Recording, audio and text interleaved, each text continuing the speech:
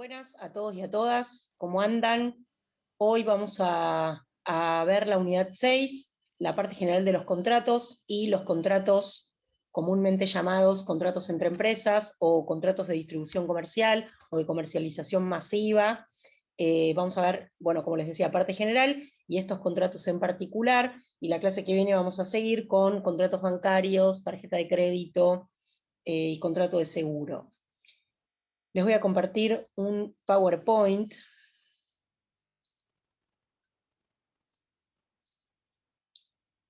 Bueno, como les decía, vamos a arrancar con la contratación privada, el régimen regulatorio de los contratos y los contratos empresariales. El libro tercero del Código Civil y Comercial regula en el título 1 las obligaciones en general, en el título 2 los contratos en general, en el título 3 los contratos de consumo, en el título 4 los contratos en particular y en el título 5 otras fuentes de las obligaciones. Dentro de todos estos títulos vamos a encontrar la normativa que atraviesa a toda la teoría general de los contratos. Arrancando por el artículo 957, que dice que contrato es el acto jurídico mediante el cual dos o más partes manifiestan su consentimiento para crear, regular, modificar, transferir o extinguir relaciones jurídicas patrimoniales. Básicamente hablamos de contrato cuando hablamos de un acuerdo de voluntades, un acuerdo de partes. El Código Civil anterior, o sea, anterior a la unificación, definía el contrato como el acto jurídico en virtud del cual dos o más partes se ponían de acuerdo sobre una declaración de voluntad común destinada a arreglar sus derechos. Esta definición del artículo 957 simplificó un poco aquella del Código Civil anterior, diciendo que hay contrato cuando dos o más partes manifiestan su consentimiento para crear, regular, modificar, transferir o extinguir relaciones jurídicas patrimoniales.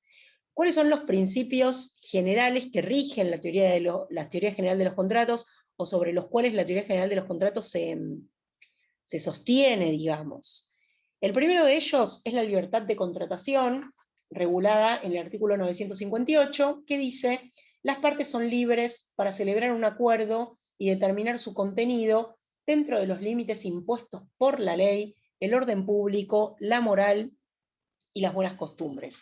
Y por su parte el artículo 12, que lo vimos una de las primeras clases cuando vimos principios informantes, regula o define el orden público y el fraude a la ley. Y en relación con el orden público, que es el concepto que nos interesa a los efectos de analizar los principios que rigen la teoría general de los contratos, el artículo 12 dice: las convenciones particulares no pueden dejar sin efecto las leyes en cuya observancia está interesado el orden público. Bueno, para poder comprender esto de la libertad de contratación, de este principio de libertad de contratación, tenemos que primero recordar en qué consistía el orden público. Como les decía, cuando vimos los principios informantes, habíamos hablado de que el orden público, o las normas de orden público, eran ese conjunto de normas de carácter indisponible, es decir, que no pueden ser dejadas de lado por las partes. Este conjunto de normas de carácter indisponible va variando en cada rama del derecho. Digamos, no sé, por dar un ejemplo, la Ley de Defensa al Consumidor es una norma de orden público, con lo cual ningún contrato que celebren un proveedor con un consumidor podría dejar de lado ninguna prerrogativa establecida en favor del consumidor en la Ley de Defensa al Consumidor, ¿sí? Entonces, en virtud del principio de libertad de contratación, las partes pueden determinar el acuerdo que más les convenga para instrumentar X negocio jurídico. Pueden elegir alguno de los contratos que están tipificados para someterse a cláusulas y condiciones que regulen específicamente ese negocio jurídico, de acuerdo a lo que establece la normativa. Pueden también querer regular un negocio jurídico para el que no existe un contrato tipificado y quizás tengan que inventar uno, ¿sí?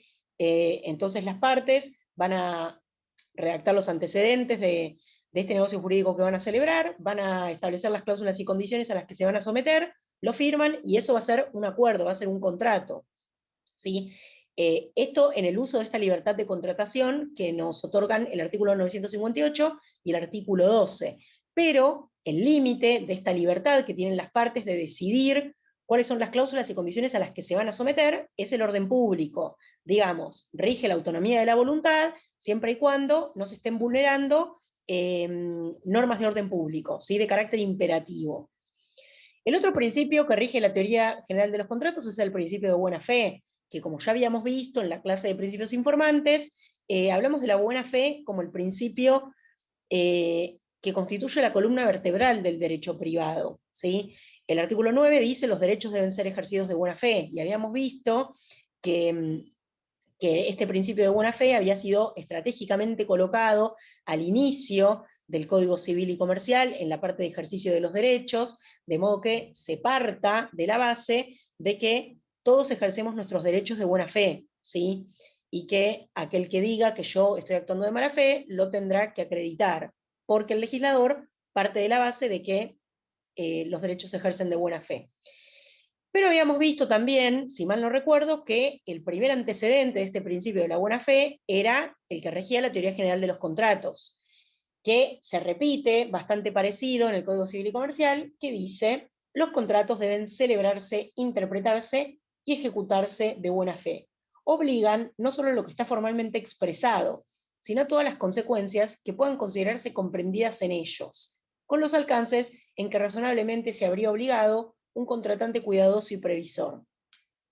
Algo a tener en cuenta en relación con el principio de buena fe, es que la buena fe tiene que estar presente, esto de que los contratos deben celebrarse, interpretarse y ejecutarse de buena fe, la buena fe tiene que estar presente en todas las etapas de un contrato, ¿sí? En las negociaciones previas, en el contrato en sí mismo, cuando se redacta y las partes lo firman, y cuando lo firman quedan obligados a ese contenido, incluso a posteriori, digamos, cuando el contrato ya dejó de tener efectos porque quizás operó el plazo de vencimiento.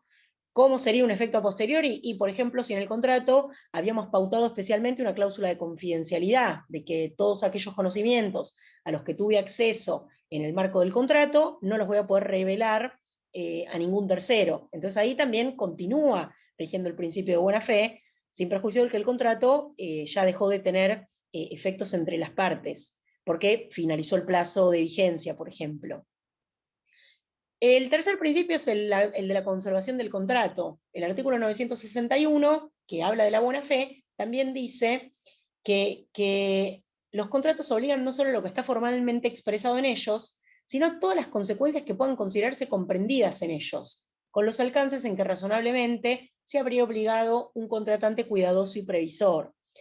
Esto tiene que ver con que quizás no se regula específicamente alguna cuestión del contrato, pero si debe entenderse incluida porque se trata de un negocio jurídico en el que necesariamente se incluye una cláusula de esas características, hay que tenerla como por parte del contenido del contrato, aunque no esté expresada ahí, ¿sí? Pero se interpreta que cualquier contratante de la temática de que se trata el contrato hubiese previsto esa cláusula, ¿sí?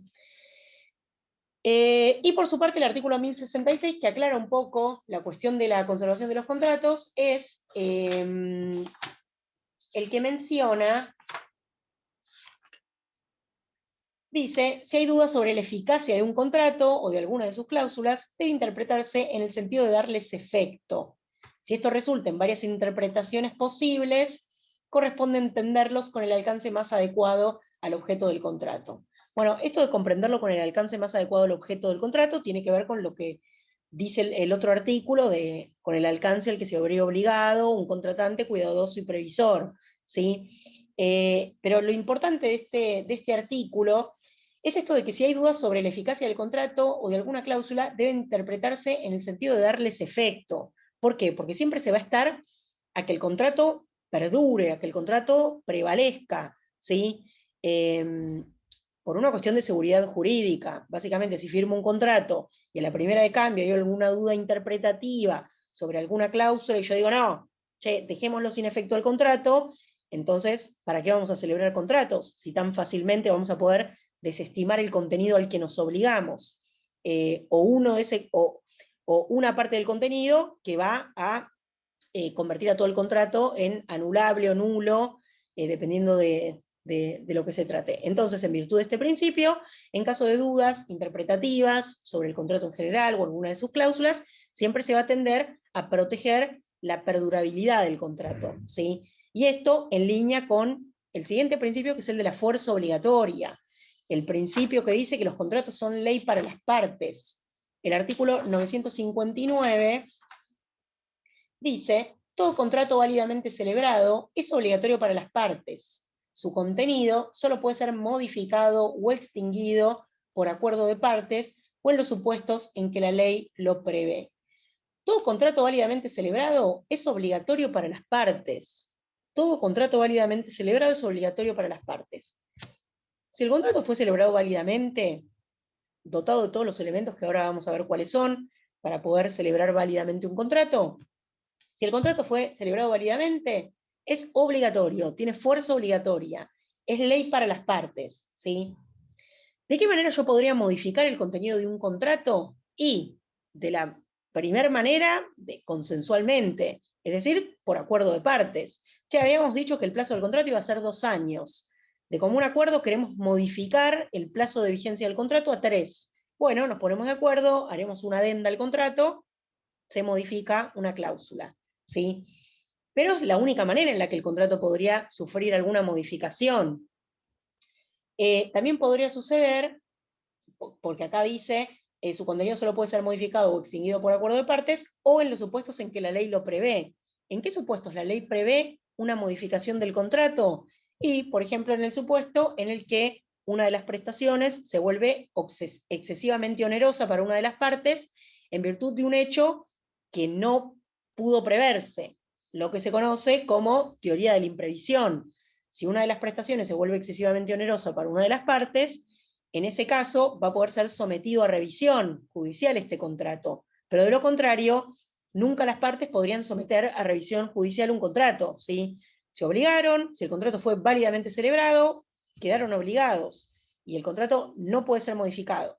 Salvo, como les decía, en este supuesto legal de la teoría de la imprevisión, o en el supuesto de lesión, es decir, cuando alguna de las partes se abusó de la condición de desventaja que tenía la otra frente a el rubro del contrato. Por ejemplo, si yo contrato un servicio de reparación de un aire acondicionado para una empresa, y se abusan de mi desinformación, y eso lo usan en mi contra, colocando alguna cláusula que desnaturaliza alguno de mis derechos en relación con el servicio que me están prestando de reparar o instalar, ya no me acuerdo qué dije, un aire acondicionado. En ese caso yo también podría someterlo a revisión judicial y decir: che, no, me cobraron de más acá, porque sabían que yo no tenía ni idea que esta cláusula que me agregaron, que tiene un contenido técnico, como yo no tengo idea, se están abusando de mi desinformación, y en ese supuesto de lesión yo también podría someterlo a revisión judicial.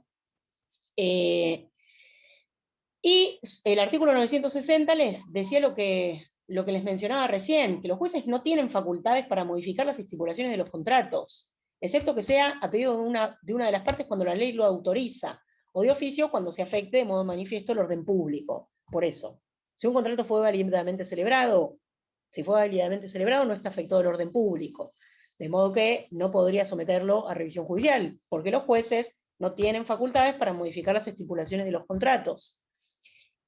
Salvo en los supuestos que les mencioné recién. Siguiente principio: relatividad de efectos. Artículo 1021. El artículo 1021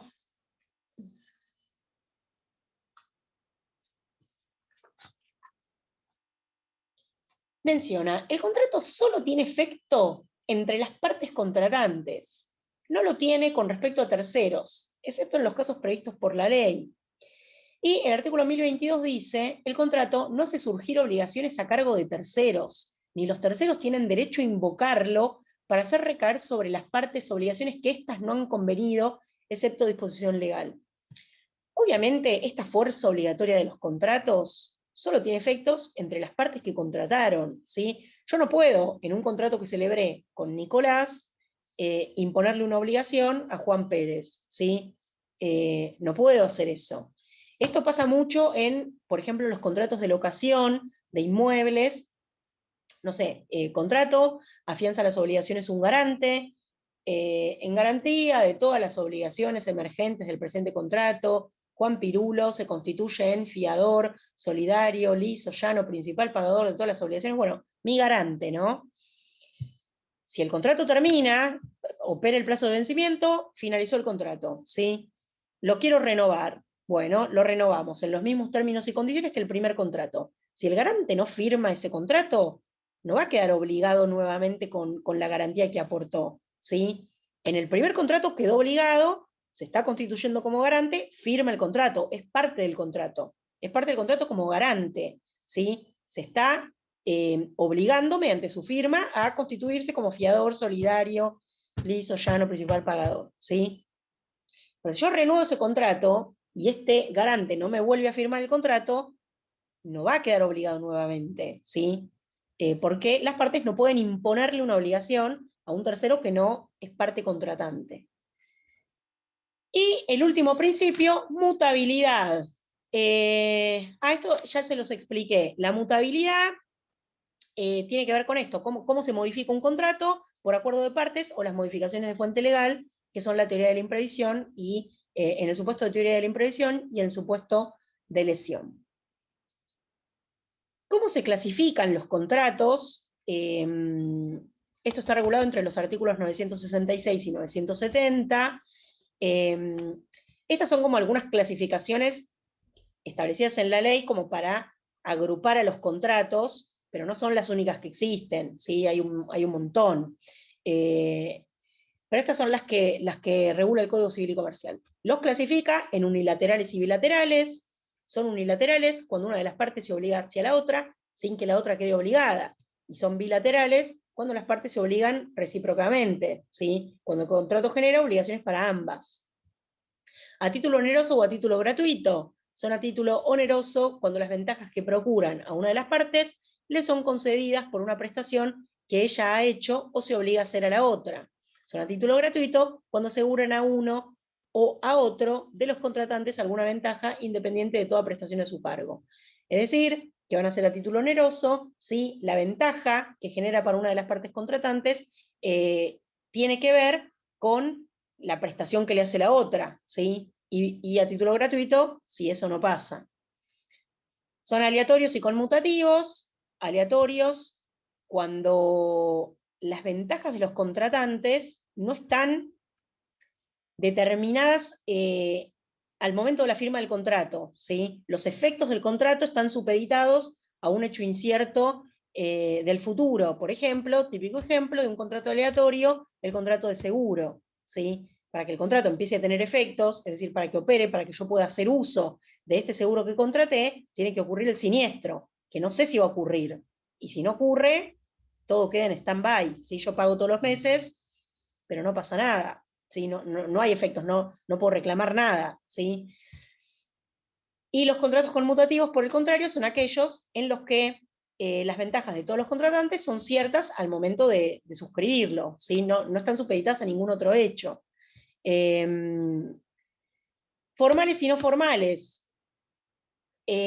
Son formales aquellos contratos para los cuales la ley exige el cumplimiento de una solemnidad específica.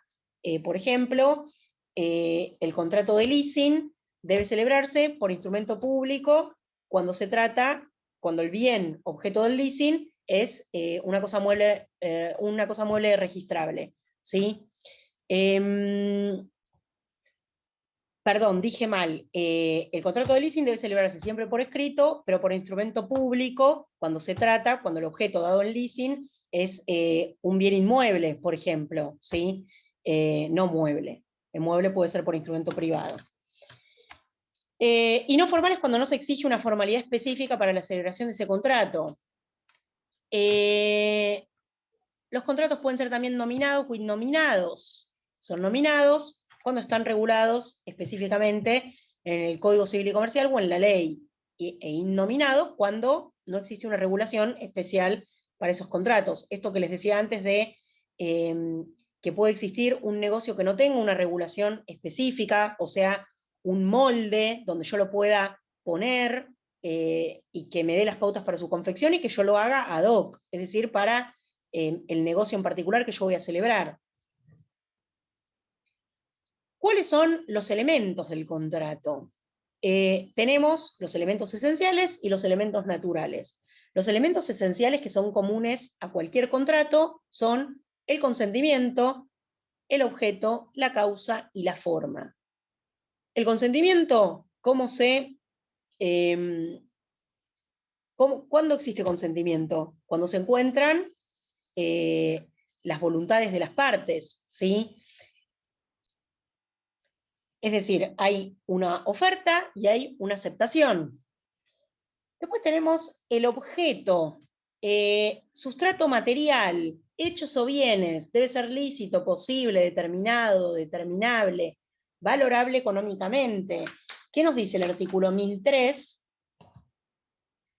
Debe ser lícito, posible, determinado o determinable, susceptible de valoración económica y corresponder a un interés de las partes, aun cuando este no sea patrimonial. Esto tiene que ver con un poco también con la causa, esto de que responde a un interés de las partes aun cuando no sea patrimonial. ¿Qué dice el artículo 1013? La causa debe existir en la formación del contrato y durante su celebración y subsistir durante su ejecución. La falta de causa da lugar, según los casos, a la nulidad, adecuación o extinción del contrato. La causa es el objetivo por el cual yo celebro el negocio jurídico, que no siempre va a tener contenido patrimonial, o en el sentido, no siempre va a tener una intención onerosa. ¿Qué quiere decir esto? Si yo contrato,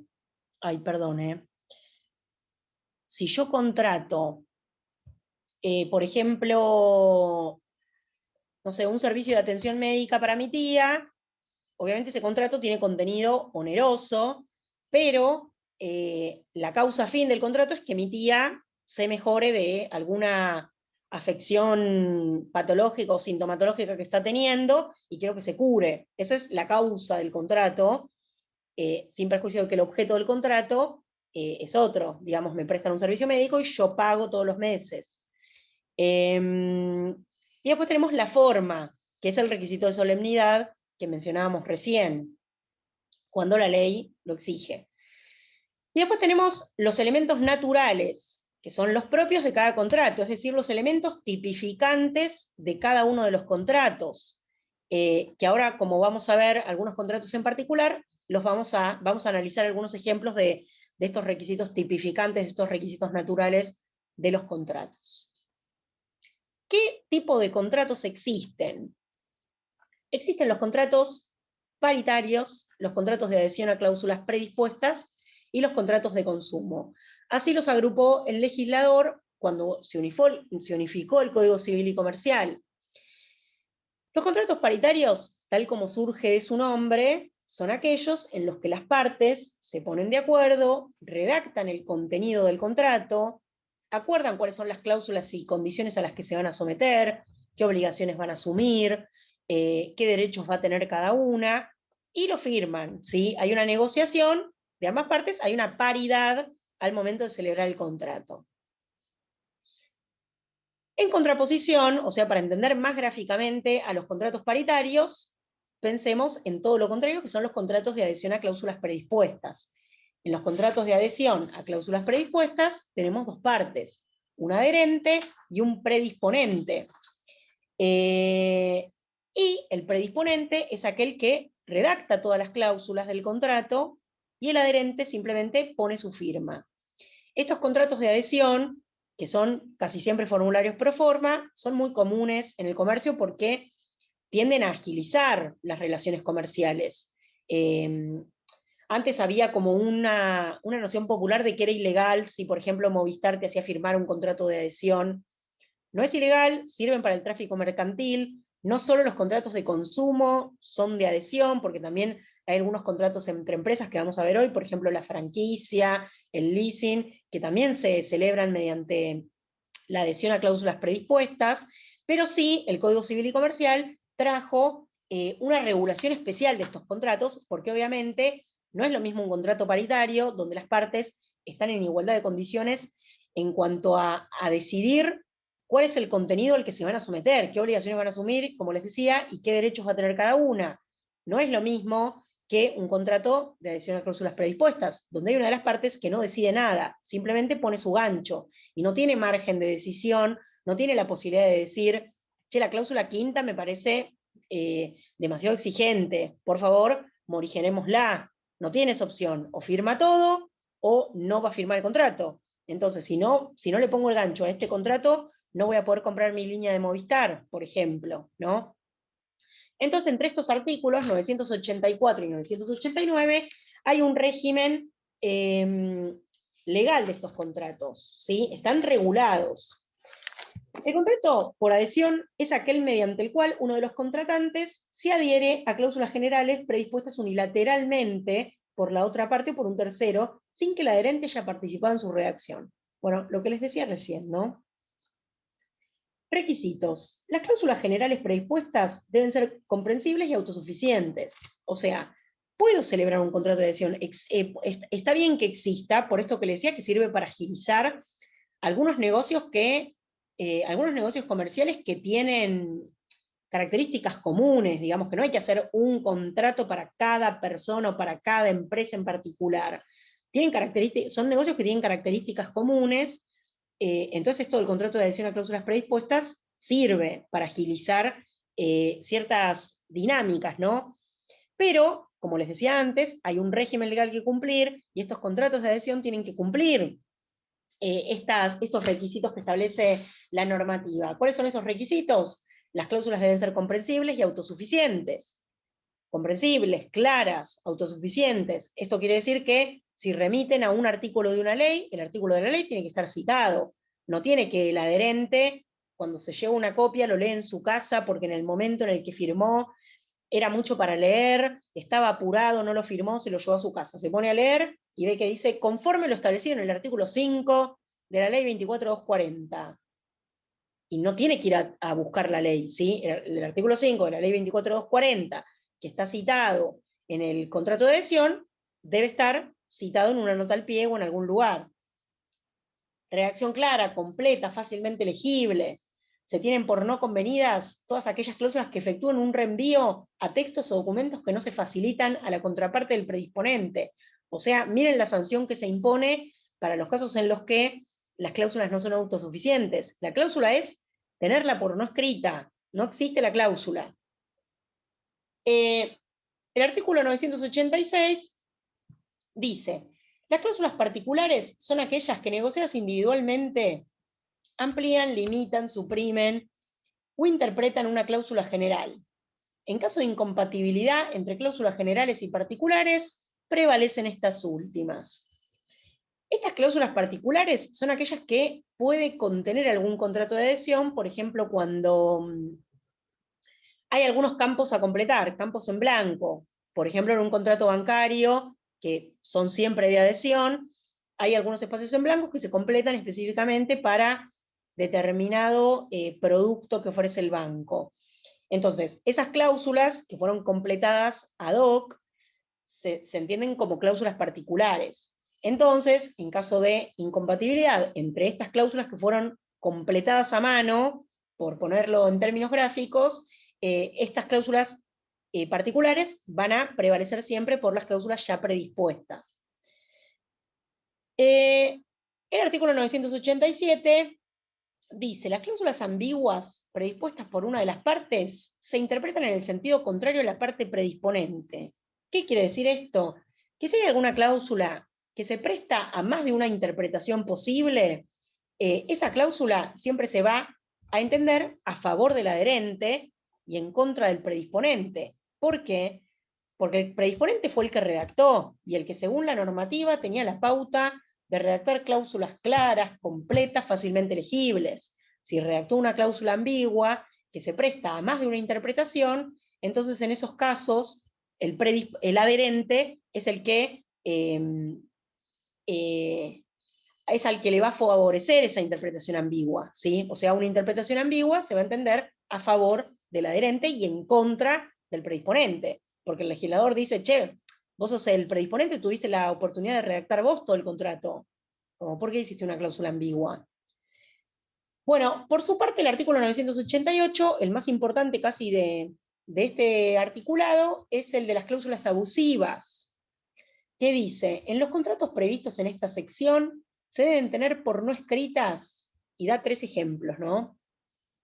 Las cláusulas que desnaturalizan las obligaciones del predisponente. O sea, yo firmo un contrato con Movistar, y Movistar pone una cláusula, un contrato de adhesión, y Movistar pone una cláusula en la que dice que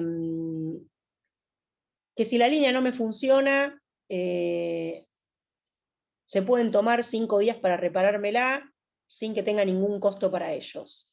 Entonces, en esa cláusula ellos estarían desnaturalizando su obligación de prestar un servicio eficiente, de conforme a lo que establece la Ley de Defensa del Consumidor, de tener un servicio de atención al cliente, que me oriente, que me ayude, que me asesore, para yo obtener una reparación inmediata. Entonces estarían desnaturalizando sus obligaciones. El otro supuesto es, se tienen por no escritas las cláusulas que importan renuncia o restricción a los derechos del adherente o amplían derechos del predisponente que resultan de normas supletorias. Acá podemos poner otro ejemplo. Si me compré un celular, ¿no? Me compré un aparato y en la compra, en el instrumento de venta, me hacen firmar que renuncio a la garantía legal que tiene el celular, porque me lo cobraron un poquito más barato. Entonces, en ese supuesto, a mí me estarían haciendo renunciar a un derecho que me concede la Ley de Defensa del Consumidor, que como ya les dije, es de orden público, y ya vamos a ver, ya la vamos a ver en particular. Pero en ese caso, yo tengo una garantía legal que me concede la Ley de Defensa del Consumidor, que es de 3 meses, en cosas nuevas. Esa garantía legal está siempre, independientemente de que yo compré algo y me digan, che, sin garantía, entonces, si eso pasa, si me hacen renunciar a esta garantía legal que yo tengo, esa cláusula se tendría por no escrita, ¿sí?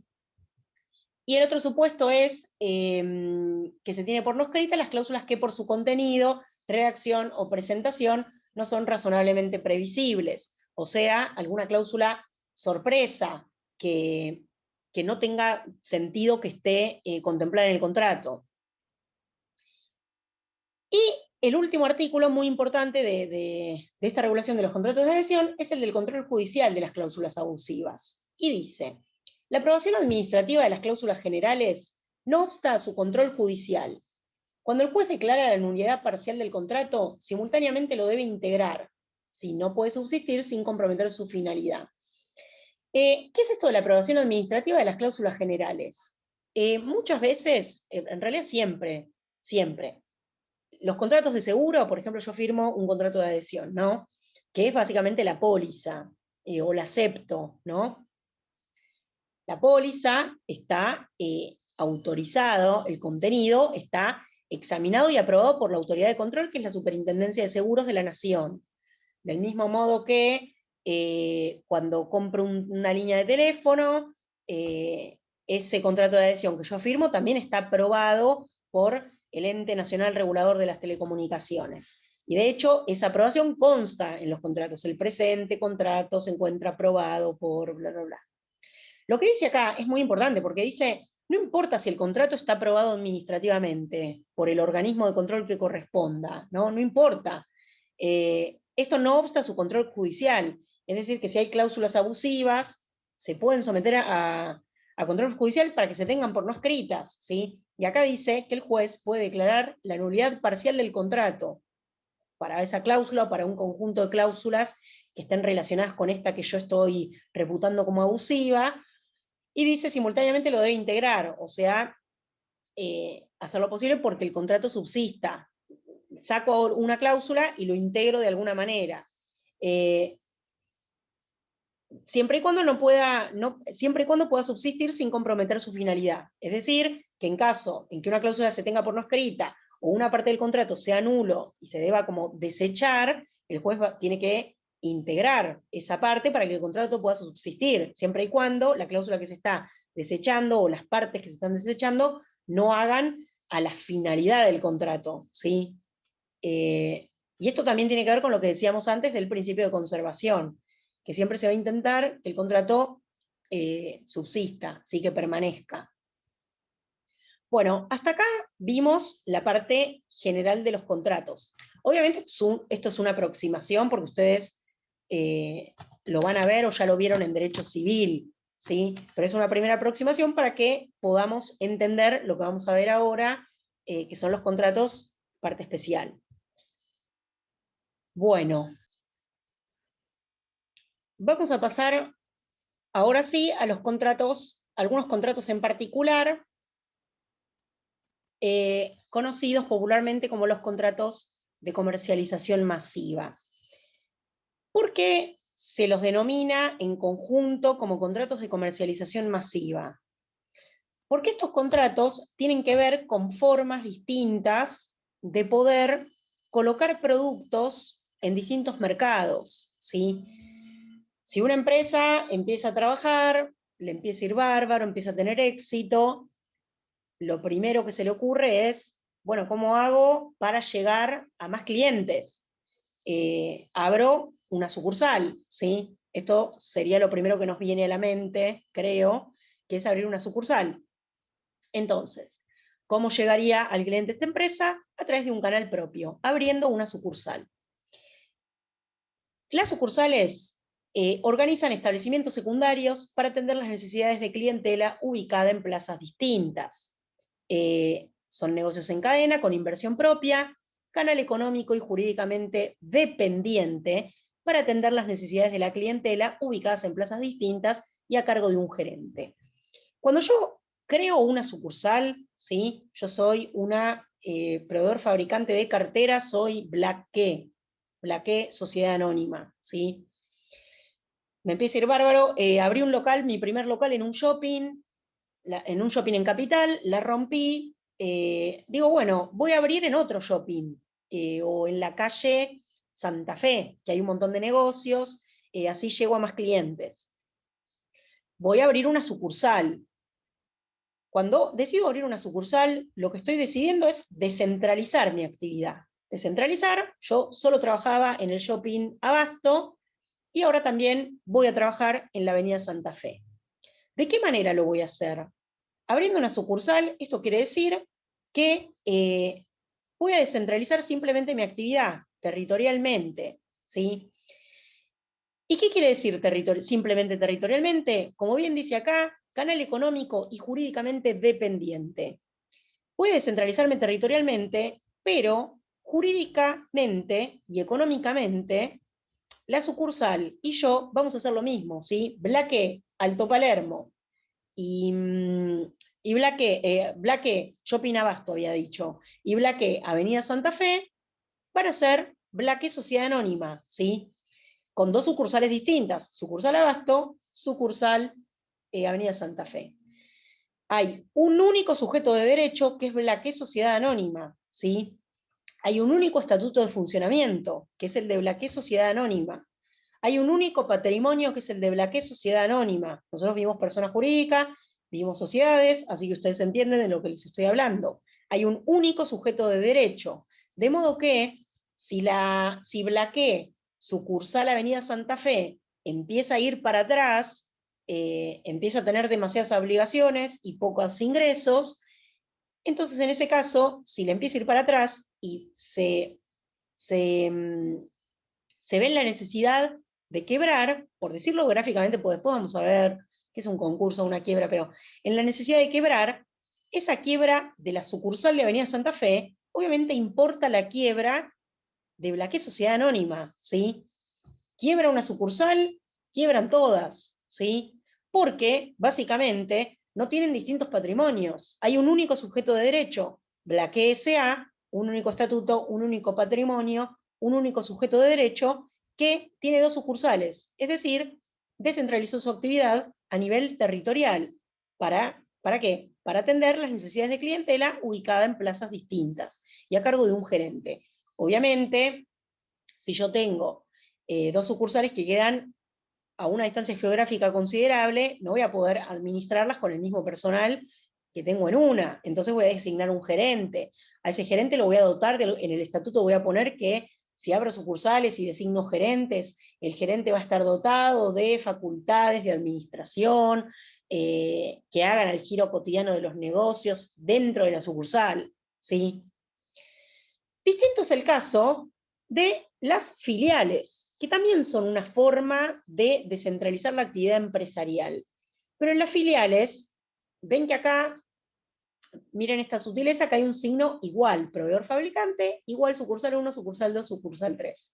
En cambio acá, tenemos el signo de diferencia, distinto. Las filiales son sociedades jurídicamente independientes de la matriz, pero económicamente dependientes de ella a través de su participación financiera. Canal jurídicamente independiente para atender las necesidades de la clientela ubicada en plazas distintas. ¿Cuál es la diferencia entre la sucursal y la filial? Que en la filial yo sí estoy creando un sujeto de derecho distinto, ¿sí? Hay una empresa, tenemos a Blaque S.A. y vamos a crear a Blaque Filial 1 S.A., ¿sí? Y de Blaque Filial 1 S.A., Blaque S.A. va a ser la accionista principal, ¿sí? De modo que, si es la accionista principal, va a prevalecer en la toma de cualquier decisión de Blaque Filial 1 S.A., ¿sí? Entonces, por esto es que son económicamente dependientes. Económicamente dependientes en el sentido de que la participación accionaria que tiene la empresa matriz en la filial la hace ser quien realmente toma las decisiones, sin perjuicio de lo cual existen dos sujetos de derechos distintos, ¿sí? Blaque S.A. va a tener un estatuto, un presidente, un patrimonio, y Blaque Filial 1 S.A. va a tener su estatuto de funcionamiento, su presidente, su patrimonio, ¿sí? Que su patrimonio va a tener una parte de capital social de Blaque S.A. Entonces acá, si quiebra una de las filiales, en principio no quebraría la empresa matriz, porque son dos sujetos de derecho distintos. Y de esta manera, con las filiales, se atomiza un poco más el riesgo, por esto que les decía antes. Si le va mal a una filial, la filial muere sola, lo que no sucede en la sucursal. Si una sucursal funciona mal, eso le afecta a la empresa en sí misma porque no hay distintos sujetos de derecho. Pero nosotros habíamos hablado de que íbamos a ver los contratos de comercialización masiva. Las sucursales y las filiales no son contratos, ¿sí? Son formas de descentralizar la actividad empresarial. También puedo descentralizarla a través de la creación de una pequeña agencia, como una unidad meramente administrativa, no sé, que haga algunas gestiones publicitarias, de administración de cobros, pero cuando empezamos a hablar de los contratos de comercialización masiva, yo les dije que se llamaban de comercialización masiva porque tenían por objetivo colocar un producto en nuevos mercados. ¿Cómo acceder a nuevos mercados? Si no lo hago a través de una sucursal o una filial, si lo quiero hacer a través de un contrato. ¿Cómo lo hago?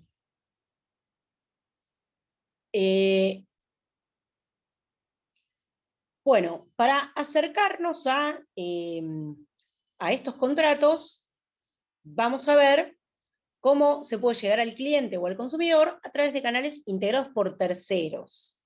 Tengo un proveedor o un fabricante que celebra algún contrato con una empresa que participa en procesos de colocación de productos en el mercado. Podría ser una empresa distribuidora, cuya finalidad es distribuir productos en minoristas, ¿sí? Estas empresas distribuidoras son empresas comerciantes que actúan en nombre propio y a su propio riesgo. Están unidos por un contrato, ¿sí? No hay sucursal, no hay filial, no hay agencia, no hay nada. Hay un contrato, un acuerdo de partes. Esto quiere decir que tengo dos sujetos distintos, cada uno asume los riesgos de su negocio, ¿sí? Y cada uno actúa en nombre propio, uno como proveedor fabricante y otro como distribuidor. Y hay independencia jurídica y económica, obviamente. Son dos partes que firman un contrato, con cláusulas y condiciones. Recién vimos que los contratos son ley para las partes, que están obligados a todo lo que está expresado en ellos y a todo lo que se puede inferir del contenido, etcétera, etcétera. Entonces, en este marco, tenemos tres contratos que cumplen un poco con estas cualidades de permitirnos colocar nuestros productos en distintos mercados sin asumir riesgos y sin actuar en nombre propio dentro del negocio. ¿Cuáles son estos supuestos? El contrato de agencia, el contrato de concesión y el contrato de franquicia. ¿sí? ¿Cuáles son las notas características de cada uno de estos contratos? Y ahora los vamos a ver en particular. El contrato de agencia, en el contrato de agencia hay un empresario que encarga a un agente la promoción de negocios por su cuenta y orden. Ahora nos vamos a explayar ahí. En el contrato de concesión hay un empresario concedente que le autoriza a otro concesionario a explotar un servicio que le compete para ser prestado a terceros o a colocar sus productos en el mercado, autorizándolo a que le efectúe en nombre propio pero bajo control del concedente. Y en la franquicia, el empresario franquiciante otorga licencia a un comerciante independiente, franquiciado, para que venda sus productos o servicios de su titularidad bajo un sistema aprobado y pagando por ello un canon, más una regalía o royalty sobre grandes ventas. Son contratos que tienen por finalidad lo que les decía antes, comercializar masivamente determinados productos. Y ahora vamos a ver cuáles son las notas características, los elementos tipificantes de cada uno de ellos. Empezando por el contrato de agencia. Regulado en el artículo 1479 y siguientes, que dice, hay contrato de agencia cuando una parte denominada agente, mediante una retribución, se obliga a promover negocios por cuenta de otra, denominada preponente o empresario, de manera estable, continuada, independiente, sin que medie relación laboral alguna. ¿Cuál es la función económica del contrato de agencia? Crear clientela, conseguir, captar clientes, ¿sí? Aumentar la clientela existente o por lo menos mantenerla. El agente se dedica en forma profesional a captar clientes a costo y riesgo propios. No es parte en el contrato que liga al cliente con el comitente, pues es un intermediador. Instituye una colaboración estable o duradera para que el empresario desarrolle su actividad en una zona determinada. Entonces, básicamente, en el contrato de agencia hay un agente y hay un proponente. El agente es un promotor de negocios del preponente, ¿sí? El preponente es un empresario que tiene, por ejemplo, una editorial que hace libros escolares de lengua, matemáticas, ciencias naturales, manuales para estudiantes de secundario. Yo quiero vender mis libros, quiero llegar a Ushuaia, ¿sí? Quiero llegar a Chubut, los quiero vender en toda la Argentina. Entonces voy a contratar a un agente para que promueva la venta de mis libros en todo el sur de Argentina, ¿sí? A la gente le voy a asignar, ven esto que dice acá, con una zona determinada, le voy a asignar el sur de Argentina, que va a ir desde Neuquén para abajo, y él va a tener que captarme clientes, va a tener que lograr que yo pueda concertar algún negocio, o sea, que yo pueda colocar mis productos en esos mercados, que alguna librería de libros escolares o cualquier librería se interese por mis productos y le interese comprarlos. Entonces, para eso, el agente se va a dedicar en forma profesional a captar clientes a costo y riesgo propios, ¿sí? El agente va a cobrar una comisión cuando yo, que soy la preponente, que le encomendé esta misión de conseguirme clientes, el agente me va a decir, che, mira, acá te conseguí 2 librerías que están interesadas en comprarte una tirada de 5.000 libros cada una. Perfecto. La que va a concluir el negocio soy yo, la preponente, ¿sí? Yo voy a concluir el negocio, y cuando yo lo concluya, como lo voy a haber concluido gracias a la intervención de la gente que me captó este cliente, ahí le voy a pagar una comisión, ¿sí? Por esto, el agente no es parte del contrato que me va a ligar a mí con el cliente que me consiguió el agente, ¿sí? Es un intermediario el agente. Bueno, esto es básicamente el contrato de agencia. ¿En qué consiste? Tiene una regulación muy interesante. Por ejemplo, cuando se habla de la exclusividad, digo que es muy interesante leer específicamente toda la regulación del Código Civil y Comercial, porque se deslizan varias cuestiones que van a tener en común el contrato de agencia y el de franquicia con el de concesión. Esto, por ejemplo, de la exclusividad. El agente tiene derecho a la exclusividad en el ramo de los negocios, en la zona geográfica, o respecto de un grupo de personas expresamente determinados en el contrato. Y esto tiene sentido, porque si el agente trabaja de captar clientela, imagínense si yo y cobra solo cuando se concerta un negocio con su intervención, entonces imagínense si yo contrato 5 agentes para que de Neuquén para abajo me consigan clientes, y bueno, a la gente le va a costar mucho concertarme un negocio y poder cobrar su comisión. Entonces esto de la exclusividad es muy importante en estos contratos de comercialización masiva. Che, bueno, yo voy a ser el único que te consigo clientes en el sur. Si querés que otro agente te consiga en el norte, perfecto, pero en el sur es mi zona exclusiva, ¿sí? Otra nota característica interesante es esto que les decía de cuáles son las obligaciones que tiene la gente: velar por los intereses del empresario y actuar de buena fe en el ejercicio de sus actividades, ocuparse con la diligencia de un buen hombre de negocios en la promoción, un buen hombre de negocios en el rubro de que se trate y respetando las pautas establecidas en la ley, ¿no? Y en el contrato, porque el contrato debe ser escrito. El artículo 1 establece: el contrato debe instrumentarse por escrito, por eso el contrato de agencia es de carácter formal. Informar al empresario de todos los negocios tratados o concluidos, y en particular lo relativo a la solvencia de los terceros con los que se proponen o se concluyen operaciones. Recibir el nombre del empresario en las reclamaciones de terceros sobre defectos o vicios de calidad que tengan los bienes. Y por su parte el empresario tiene la obligación de actuar de buena fe, hacer todo aquello que le incumbe, teniendo en cuenta las circunstancias del caso, para permitir a la gente el ejercicio normal de su actividad. ¿Qué quiere decir esto? Que el proponente, por su parte, también tiene que hacer todo lo que esté a su alcance para que la gente le pueda captar clientes. ¿De qué manera? Dándole folletos con la información, manteniéndolo actualizado de los últimos modelos, de los productos que vende, por ejemplo. Y en cuanto a la remuneración, dice el artículo 1486, si no hay un pacto expreso, la remuneración de la gente es una comisión variable según el volumen o el valor de los actos o contratos promovidos y en su caso concluidos.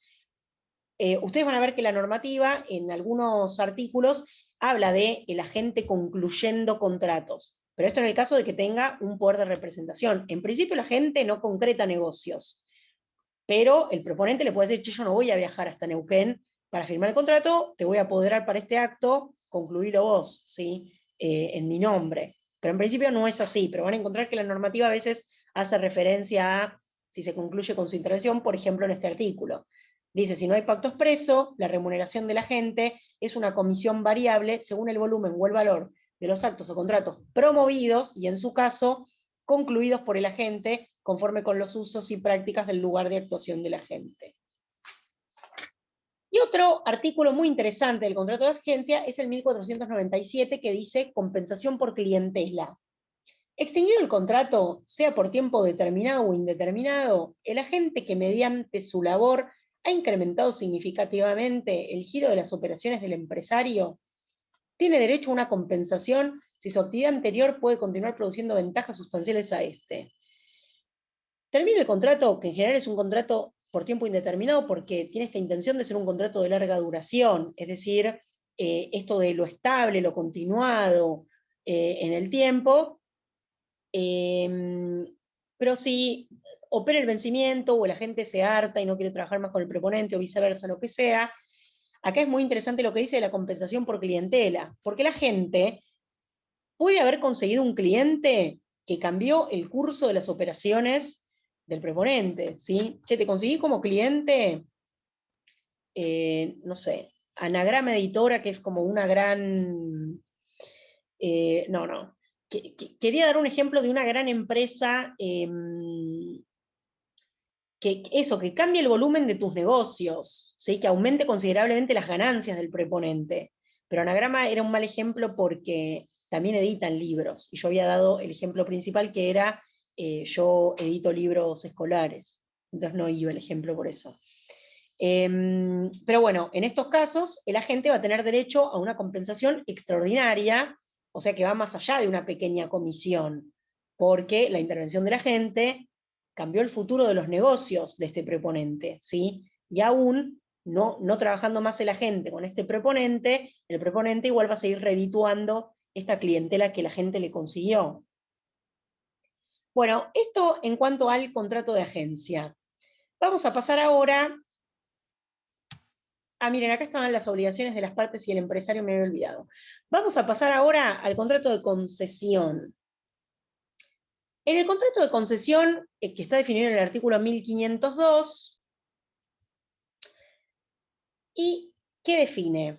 Hay contrato de concesión cuando el concesionario, que actúa en nombre y por cuenta propia frente a terceros, se obliga mediante una retribución a disponer de su organización empresaria para comercializar mercaderías provistas por el concedente, prestar los servicios y proveer los repuestos y accesorios según haya sido convenido.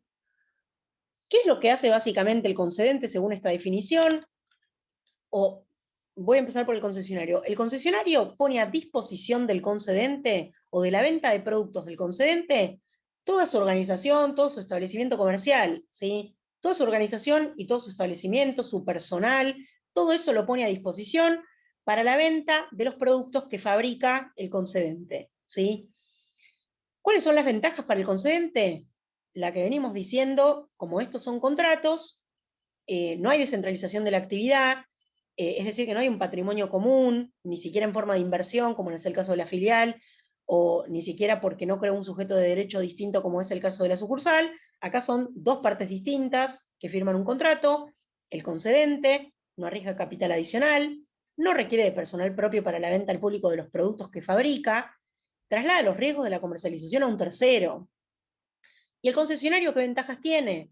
Se inserta en el mercado bajo el amparo de una marca conocida. Por ejemplo, típico ejemplo, las concesionarias de autos, ¿sí? Yo tengo la concesionaria de autos Robaina o Guido Guidi. Guido Guidi, concesionaria Ford, ¿sí? Entonces acá Ford es el concedente, Guido Guidi es el concesionario, ¿sí? Ford, concedente, le entrega los productos a Guido Guidi para que Guido Guidi los venda, ¿sí? Básicamente con las notas características que ahora vamos a ver. Guido Guidi no solamente va a poner a disposición de Ford su establecimiento, sus empleados, su personal. Guido Guidi, además, es un empresario con clientela propia. ¿Qué quiere decir esto? Que Guido Guidi colabora con que los productos Ford se vendan mejor en el mercado. Porque hay gente que compra en Guido Guidi y hay otra gente que compra en Dietrich y otra gente que compra en Robaina, como les decía antes, que son no sé, las tres concesionarias que me vienen a la mente, ¿no? Y que eligen a cada una de esas concesionarias justamente por las características que tiene el concesionario, independientemente de que venda productos Ford. Che, bueno, yo me quiero comprar un auto Ford, pero no lo voy a comprar en cualquier concesionaria. Lo voy a comprar en Guido Guidi porque ahí me atienden bárbaro, ahí tienen planes de pagos que a mí me cierran. Digamos, Guido Guidi, que es el concesionario, es un empresario con clientela propia también. Y coloca su propia organización comercial al servicio del concedente, comprometiéndose a actuar con la debida diligencia. El concesionario también compra mercadería y los repuestos para revender, debe respetar la exclusividad también, organiza y explota por propia cuenta y riesgo la comercialización y los servicios que presta por el fabricante, servicios de postventa y venta de repuestos. Muy importante esto que dice acá, de que compra la mercadería y los repuestos para revender. Obviamente tiene que poder acceder, y esto también es una obligación a cargo del concedente, a todos los últimos modelos de los productos, a los repuestos que necesitan esos productos para poder ser reparados de la mejor manera posible, ¿sí? Y por su parte, el concedente le encomienda este servicio permanente que resulta organizado e integrado a la comercialización de sus productos, impone un reglamento al concesionario, se obliga a aprovisionarlo de mercaderías y repuestos, se obliga a proporcionar la información técnica para comercializar y brindar los servicios. Obviamente, ¿para qué? El concesionario puede explotar de la mejor forma posible, sostener el prestigio de la marca de los productos que explota. Obviamente para eso necesita ayuda del concedente. El concedente le va a dar la información técnica, va a ayudarlo a capacitar su personal, le va a imponer un reglamento, le va a ceder sus derechos de propiedad intelectual. Che, quiero que pongas el logo en tu enseña comercial, un logo gigantesco, quiero que pongas 3 banners, quiero que tus empleados estén vestidos con una gorra azul que diga Ford. y si vos querés también le puedes poner una chomba que diga Guido Guidi, pero quiero que tenga el logo Ford por todos lados adentro de tu local, ¿sí? Le va a impartir instrucciones, porque obviamente Guido Guidi, si bien es un empresario con clientela propia, explota una marca de otro, ¿sí? Que pertenece a otro.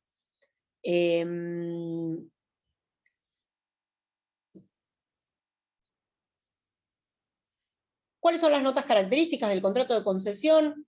En principio, el plazo, que el artículo 1506 dice: el plazo del contrato de concesión no puede ser inferior a 4 años. Pactado un plazo menor, o si el tiempo es indeterminado, se entiende convenido por 4 años. A diferencia de lo que sucedía con el contrato de agencia, que es un contrato de larga duración, ¿sí? Que puede ser de plazo indeterminado. El de concesión no. Y muy importante, el de la retribución. ¿Qué gana el concesionario vendiendo los autos Ford? ¿Cómo es su comisión? El artículo 1507 dice: el concesionario tiene derecho a una retribución que puede consistir en una comisión o en un margen sobre el precio de las unidades vendidas por él a terceros o adquiridas al concedente, o también en cantidades fijas u otras formas convenidas con el concedente. ¿Qué quiere decir esto? Che, te compro 25 autos, y yo los voy a vender a un 20% más de lo que te los compré a vos. Y ese margen me lo voy a quedar yo, ¿sí? Eso podría ser una forma posible de pactar la retribución que va a obtener el concesionario. O también podría ser una comisión. Che, dame estos autos en concesión, si vendo 20, me pagás X comisión, la que acuerden en el contrato, ¿no? Y ahora vamos a pasar al contrato de franquicia. El contrato de franquicia, regulado en el artículo 1512, hay franquicia comercial cuando una parte denominada franquiciante otorga a otra llamada franquiciado el derecho a utilizar un sistema aprobado, destinado a comercializar determinados bienes o servicios bajo el nombre comercial, emblema o la marca del franquiciante, quien provee un conjunto de conocimientos técnicos y la prestación continua de asistencia técnica o comercial contra una prestación directa o indirecta del franquiciado. Muy importante lo que dice en el párrafo siguiente: el franquiciante debe ser titular exclusivo del conjunto de los derechos intelectuales, marcas, patentes, nombres comerciales, derechos de autor y demás comprendidos en el sistema bajo franquicia, o en su caso, tener derecho a su utilización y transmisión al franquiciado en los términos del contrato. Lo más importante dentro del contrato de franquicia es la cantidad de derechos de propiedad intelectual que se ceden de parte del franquiciante al franquiciado, que es tal que lo que el franquiciado, el franquiciado le paga al franquiciante son las royalties, las regalías, por la utilización de todos estos derechos de propiedad intelectual que hacen a un sistema aprobado en el mercado que ya saben que funciona. Si yo salgo al mercado con una franquicia, no hace falta que nadie sepa que Micaela Quinteros está explotando este supermercado Día, ¿sí? A la gente lo único que le importa saber es que en esta cuadra hay un supermercado Día, ¿sí? Hay una identidad total, porque la cesión de derecho de propiedad intelectual es tal que hay una identidad total entre el franquiciado, ¿sí? El que abrió la franquicia, y la franquicia en sí misma. Digamos, ustedes no conocen específicamente quién es el dueño de cada supermercado Día que hay cerca de su casa, ¿sí? A simple vista parecería que todos pertenecen a la misma persona, pero esto no es así. Todos pertenecen a personas o a personas físicas o a personas jurídicas distintas, que ¿qué están haciendo? Son franquiciados, están explotando todos los derechos de propiedad intelectual del franquiciante, que es Día Argentina Sociedad Anónima, ¿sí? Pero ustedes, cuando están en el supermercado, no se dan cuenta. No sucede lo mismo que sucede en el contrato de concesión, donde el concesionario, que es el que explota los derechos de propiedad intelectual, que vende los productos y que explota los derechos de propiedad intelectual, ¿cuál es? La marca, ¿sí? Porque la exhibe en su negocio. No es lo mismo porque el concesionario sí tiene clientela propia, ¿sí? Hay gente que elige comprar el auto Ford en Guido Guidi y el mismo auto Ford lo venden en Dietrich, pero yo a Dietrich no quiero ir, ¿sí? Pero eso no sucede en el contrato de franquicia, porque yo no tengo forma de diferenciar uno de otro. Che, acá me atienden bárbaro y acá no tanto. No hay forma de diferenciarlo. Obviamente, como el que explota la franquicia está unido al franquiciante por un contrato, y como bien venimos diciendo, son dos sujetos distintos, si ustedes miran el ticket, lo mismo pasa con el Carrefour, el supermercado Carrefour, las heladerías Grido, los sangucherías Subway. Si ustedes miran el ticket, ustedes van a ver la razón social de quién es el franquiciado que está explotando esta franquicia. Pero es la única manera en la que lo van a poder distinguir, ¿sí? Y esto que dice o en su caso, tener derecho, obviamente, aquel que cede los derechos de propiedad intelectual para su explotación por parte del franquiciado, tiene que ser el titular exclusivo de este conjunto de derechos.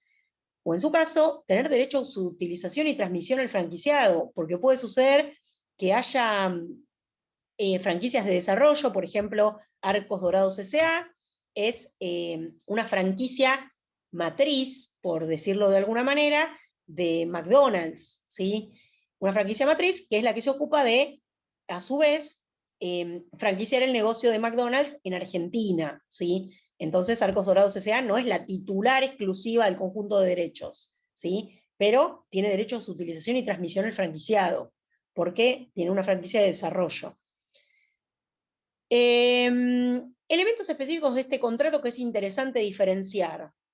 La transmisión de un know-how, de un saber hacer, secreto industrial y comercial. En McDonald's no solamente se ceden los derechos de propiedad intelectual, o sea, las marcas, no solamente es eso, sino también el know-how. ¿Qué es el know-how? Que significa saber hacer. ¿Cómo es el proceso de producción de las hamburguesas? ¿Cómo hacen que tengan este sabor y que no sea posible igualarlas ni por Mostaza ni por Burger King? ¿Cómo lo logran? A través de un secreto industrial. Este secreto es el secreto que también tiene la marca Coca-Cola hace 1000 años, ¿sí? Que existe la marca Coca-Cola, y hasta ahora nadie pudo descubrir cómo está hecha la Coca-Cola, ¿sí? Existe la Manaos, la Pepsi, la Cunnington, pero ninguna tiene el mismo gusto que la Coca-Cola. ¿Cómo está protegida esa información? A través de un secreto comercial. Básicamente, información secreta, a la que tiene acceso muy poca gente, y esa información secreta tiene una protección legal a través de la ley de confidencialidad que dice, si la información es secreta, se tomaron todos los recaudos necesarios para que no cualquier pirulo tenga acceso a esta información secreta. Y en caso de revelarse esta información secreta, ocasionaría un perjuicio irreparable para el dueño de esta información secreta. En esos casos, la ley de confidencialidad brinda protección y acciones posibles en caso de que se viole ese secreto comercial. Pero el secreto comercial no necesariamente es una fórmula matemática o una fórmula bueno, la fórmula de la Coca-Cola, ¿sí? Puede ser, el know-how puede ser una cadena de proveedores, una cadena de producción. Mirá, todo el mundo la hamburguesa la hace de esta manera, acá nosotros nuestro secreto es que la hacemos al revés. Esa información es secreta, ¿sí? Pero es el know-how, es el saber hacer, el saber cómo, es cómo logran el éxito de la marca, porque las hamburguesas todos hacen A más B y ellos hacen B más A, por ejemplo. Otro elemento específico es el pago de derecho de entrada y regalía. Para yo poder ingresar al sistema de franquicia, voy a tener que pagar un derecho, esto por formar parte de este sistema de franquicia y por entrar a un sistema que yo ya sé que es exitoso. Yo ya sé que es exitoso, pero puede fracasar, obvio. Yo hice un estudio de mercado, analicé unidades similares en barrios parecidos al mío o cerca de mi casa, todos parecían evolucionar bien, porque digamos la información de cómo evolucionan todas las franquicias, obviamente la tiene el franquiciante, porque a él le interesa saber si tienen éxito sus franquiciados o no, explotando sus derechos de propiedad intelectual, ¿no? Yo, que estoy intentando acceder al sistema de franquicia, hice todo un estudio de mercado, parecería que me iba a ir bárbaro y me fue mal. ¿El franquiciante tiene algún tipo de responsabilidad? No, porque somos dos partes distintas. Yo como franquiciado asumí el riesgo del negocio, ¿sí? Del contrato. Licencia de uso de marca, que ya lo comenté bastante. Manual operativo que determina modos de cooperación e integración entre ambas partes. Esto sucede también en la concesión, en el contrato de concesión. Y asistencia técnica y contable de conformidad con un método establecido por el otorgante. Asistencia técnica y contable de carácter permanente. Y esto también sucede con la concesión. Y características. El franquiciado es un comerciante autónomo, como venimos diciendo, ¿no? Que se integra a la red organizada por el franquiciante. Por esto paga como un derecho de acceso. Queda sujeto a un control estricto y asistencia técnica en forma continua. Esto también ya se les comenté. El franquiciante transfiere un método para administrar y manejar un negocio y distribuye un producto o servicio identificado con una marca comercial del otorgante. ¿Sí? Y también sucede lo del monopolio territorial, la exclusividad. ¿De qué me sirve a mí abrir un supermercado día si en la misma manzana hay otro? Puede haber muchos juntos, pero digamos, en el contrato vamos a establecer dónde no se van a poder abrir nuevas franquicias día, ¿sí? Dentro de la zona geográfica de influencia en la que yo estoy, ¿no?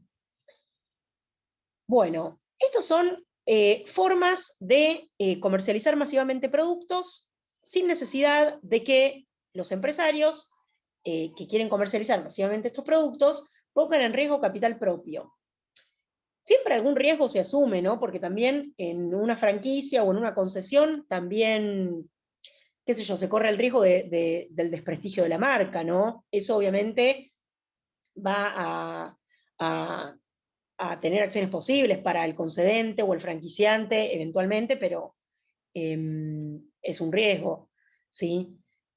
Pero lo que no es un riesgo es que los empleados para explotar o la franquicia o la concesión son empleados del concesionario o el franquiciado, y eso, que el concesionario y el franquiciado son los que arriesgan el capital, ¿sí? Si a la franquicia Día de la esquina de mi casa le va mal, quiebra, se funde, Día Argentina S.A. no tiene ningún problema, ¿sí? Nada más hubo una franquicia que no funcionó, y ese riesgo, esa responsabilidad va a corresponder solamente al franquiciado, que es el que asumió el riesgo. Y ahora vamos a pasar a otro contrato entre empresas, que no es un contrato de comercialización masiva, pero que se utiliza como un mecanismo de financiamiento. ¿Qué contrato es este? El contrato de leasing. Y con esto ya terminamos por esta clase, ¿no?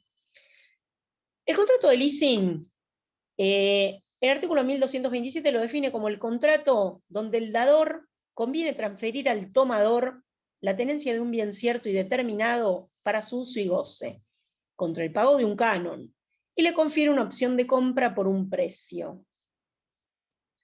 Entonces hay un dador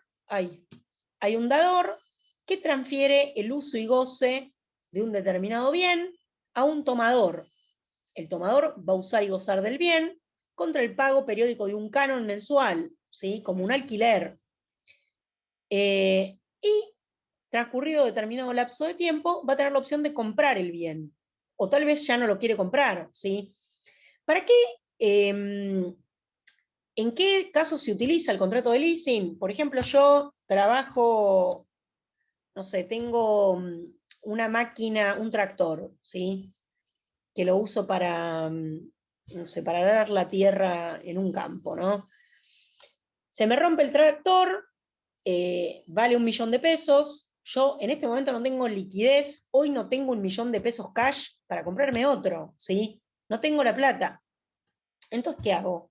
Puedo ir a una empresa que preste el servicio de leasing y decirle, Nación Leasing, ¿me compras este tractor y me lo das en leasing? ¿Lo compras vos? ¿Me lo das en leasing a mí? Para que yo todos los meses lo pueda usar y gozar. Te pago todos los meses un canon mensual por el uso y goce. Y dentro de 20 meses te lo compro. Entonces, en este caso, el tomador va a poder hacerse del tractor que necesita sin tener que financiarlo líquidamente en un 100% al momento de la compra, ¿sí? Por eso sirve como mecanismo de financiamiento. ¿Cuáles son los elementos tipificantes del contrato? Bueno, las partes, dador y tomador, ¿sí? ¿Cuál es el objeto? ¿Qué objetos pueden darse en leasing? El artículo 1228 define que pueden ser objeto. Paren que me saqué esto. Define qué puede ser objeto del contrato de leasing. Pueden ser objeto del contrato cosas muebles o inmuebles, marcas, patentes o modelos industriales y software de propiedad del dador o sobre lo que el dador tenga la facultad de dar en leasing. Es decir, que es muy amplio, puede ser muy amplio el objeto que se dé en leasing, ya sean cosas muebles, registrables o no registrables, inmuebles, marcas, patentes o modelos industriales y software. El otro elemento tipificante del contrato es el canon, que en el artículo 1229 dice el monto y la periodicidad de cada canon se determinan convencionalmente. El canon es la contraprestación que va a pagar el tomador por el uso y goce de este bien, ¿sí? El otro elemento tipificante, y que lo diferencia de un simple alquiler, es el precio para ejercer la opción de compra. El artículo 1230 dice el precio del ejercicio de la opción de compra debe estar fijado en el contrato o ser determinable según procedimientos o pautas pactadas. El contrato, además de determinar el precio para ejercer la opción de compra, tiene que establecer cuál es el momento para ejercerla, ¿sí?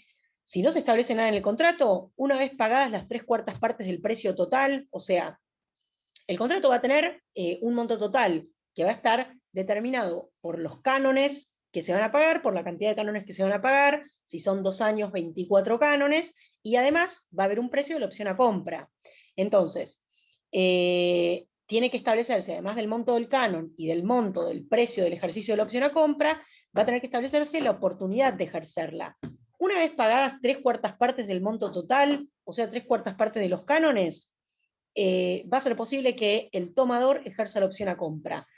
Si nada se establece, se va a entender que una vez cancelado el 75% del monto total del contrato, el tomador va a poder ejercer la opción a compra, ¿sí? ¿Y cuál es la forma? Muy importante en este contrato, el leasing debe instrumentarse en escritura pública, si tiene por objeto un inmueble, o si tiene por objeto un inmueble, buques o aeronaves, y en los demás casos puede celebrarse por instrumento público o privado. Y a los efectos de su oponibilidad frente a terceros, el contrato debe inscribirse en el registro que corresponda según la naturaleza de la cosa que constituye su objeto. ¿Qué quiere decir esto? Además de cumplir con la formalidad en la celebración del contrato de leasing, que como bien dice el artículo 1234, si se trata de inmuebles, buques o aeronaves, debe llevarse adelante por escritura pública y en los demás casos puede realizarse por instrumento privado. Además de cumplir con la formalidad establecida en el Código Civil y Comercial, el contrato debe inscribirse en el registro público del lugar donde se encuentran los bienes dados en leasing. ¿Y en qué registro público? En el registro que corresponda a la naturaleza del bien dado en leasing. Si el bien dado en leasing fue un inmueble, entonces, además de celebrarse por escritura pública, el contrato va a tener que inscribirse en el registro de la propiedad inmueble. Si se trata de un auto, va a tener que inscribirse en el Registro Nacional de la Propiedad Automotor. Si no hay un registro específico para el objeto que haya sido dado en leasing, el registro genérico, por decirlo de alguna manera, va a ser el registro de créditos prendarios, ¿sí? Y esto es con el objeto de que el bien dado en leasing sea oponible frente a terceros. ¿Por qué a un tercero le interesaría saber que hay determinado bien que está dado en leasing? Y a mí me interesa por si celebro algún contrato con el que fue dador, que en el que es el dador del bien dado en leasing, el dador es el dueño del bien dado en leasing, mientras que el tomador no es el dueño, tiene el uso y goce y se va a poder convertir en el dueño del bien dado en leasing una vez que transcurran determinado plazo de tiempo, una vez que se haya cancelado determinada cantidad de cánones y una vez que haya ejercido la opción a compra y haya cancelado lo pendiente, ¿sí? Recién ahí se va a poder convertir en el dueño, pero mientras tanto no es el dueño, solo tiene el uso y goce. ¿Cuáles son las modalidades en las que puede celebrarse este contrato de leasing? Tenemos por un lado el leasing financiero. En el leasing financiero el dador es una empresa dedicada al leasing y compra el bien por indicación del tomador. Esta característica también diferencia el contrato de leasing de un simple alquiler con opción a compra, porque hay un rol muy activo del tomador que puede incluso dar mandas al dador. Decirle, por ejemplo, en el leasing financiero, yo quiero que me compres este bien, o quiero que se lo compres a este proveedor. Quiero que el bien reúna como mínimo estas características técnicas, ¿sí? Entonces, el tomador le puede dar indicaciones al dador. El dador, en el caso del leasing financiero, es una empresa que se dedica al contrato de leasing. Entonces, en ese caso, el tomador le daría una instrucción: comprame este bien, ¿sí? Y de esta manera la empresa se lo financia. Por eso es el leasing financiero. En el leasing operativo, el dador es el fabricante del bien. ¿Qué quiere decir esto? Que la transacción la realizan el tomador y el dador. El dador es el que fabricó el bien, o el que lo comercializa, o el que lo importa, ¿sí? Pero el dador, en el leasing operativo, tiene la disponibilidad del bien, ¿sí? Ya sea por este motivo, porque lo fabricó, porque es el que lo vende en Argentina, o lo que sea. Eh, y el tomador va a ser el que va a usar y gozar este bien. La diferencia es que en el leasing financiero hay un intermediario financiero, ¿sí? Hay primero un contrato de compraventa entre la empresa que se dedica al leasing y la empresa que vende el bien que se va a dar en leasing. Y después se celebra el contrato de leasing entre el dador y el tomador. En el leasing operativo, no, hay un único contrato entre el dador y el tomador, ¿sí? No hay un intermediario financiero. Después tenemos el leaseback o el retroleasing. En el leaseback, el tomador vende el bien al dador para que éste se lo dé nuevamente, pero en leasing. ¿Cómo funciona esto? Si, por ejemplo, siguiendo el ejemplo del tractor, yo tengo el tractor y el tractor vale 1.000.000 de pesos. Y yo estoy necesitando justo activos líquidos, o sea, necesito efectivo, necesito cash ahora por 1.000.000 de pesos, y digo, che, mi principal activo fijo es este tractor. ¿Qué hago? Se lo puedo vender a una empresa que se dedique a leasing, ¿sí? Te lo vendo, para que después vos me lo des en leasing, ¿sí? Te lo vendo. Vos me pagás 1.000.000 de pesos, que es lo que vale mi máquina, ¿sí? Pero vos me pagás, yo me hago de los fondos líquidos que necesito para hacer X inversión, y además vos me lo das en leasing, de modo que yo puedo seguir usando y gozando de este bien, e incluso volver a convertirme en el dueño del tractor cuando pueda ejercer la opción a compra, ¿sí? Esto es lo que se conoce como retroleasing. Recuerden la función económica del contrato de leasing, que es básicamente el financiamiento, ¿no? Y después tenemos el subleasing. En el subleasing, el dador no es el propietario o poseedor del bien objeto del leasing. Se define como el contrato en el cual el tomador originario se convierte a su vez en dador. En el subleasing, ¿qué puede suceder? Yo celebré un contrato de leasing con X dador, ¿no? Yo soy la tomadora. Y a su vez, el bien que yo recibí en leasing, lo vuelvo a dar en leasing, ¿sí? Entonces yo me convierto en la dadora frente a un nuevo tomador. No sé si, a ver, me quiero fijar si, no. Lo más importante, ¿por qué yo podría hacer esto? Porque en principio el tomador puede locar el bien dado en leasing, lo puede alquilar, lo puede arrendar. ¿Por qué? Porque tiene el uso y goce, y se entiende como implícita la facultad de poder darlo en alquiler, salvo pacto en contrario. Digamos, el dador puede establecer con el tomador que de ninguna manera lo va a poder dar en alquiler al bien dado en leasing. Pero en principio sí podría, porque se deriva de sus facultades de uso y goce. Lo más importante es que, si bien tiene las facultades de uso y goce el tomador, podría arrendar el bien dado en leasing para celebrar eventualmente un contrato de subleasing. Lo más importante es que no puede disponer del bien, ¿sí? Porque básicamente no es el dueño. Y obviamente, mientras usa y goza el bien, va a tener que hacerse cargo de todos los gastos que demande el uso y goce de ese bien, incluyendo la responsabilidad objetiva del artículo 1757 por el riesgo de la cosa, de la que es guardián este tomador, ¿sí? Esto son las notas más importantes de este contrato. Ahora me estoy fijando si les quiero comentar algo más. Pero bueno, básicamente esto es, lo que vimos hoy fue parte general de contratos de contratación privada, contratos de comercialización masiva y un contrato entre empresas, que es el contrato de leasing, como un mecanismo de financiamiento. Bueno, cualquier duda nos escriben. Les mando un beso grande. Chau, chau.